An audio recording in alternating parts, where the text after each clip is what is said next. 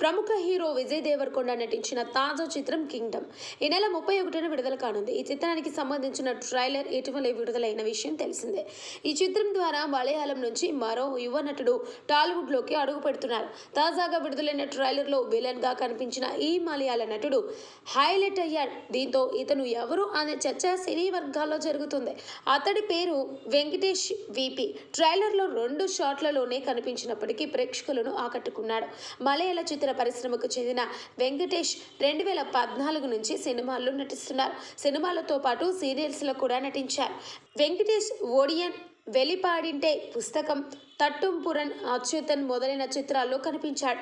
తమిళంలో జీవి ప్రకాష్ కుమార్ హీరోగా నటించిన రెబల్ చిత్రంలో వెంకటేష్ విలన్ గా నటించారు. ఈ సినిమా ద్వారానే అతనికి కింగ్డమ్ లో అవకాశం వచ్చిందని సమాచారం. వెంకటేష్ రాకతో టాలీవుడ్ కు మరో కొత్త విలన్ దొరికాడని అంటున్నారు. ఈ చిత్రంలో విజయ్ దేవరకొండ సరసన భాగ్యశ్రీ బోర్సే హీరోయిన్ గా నటించింది.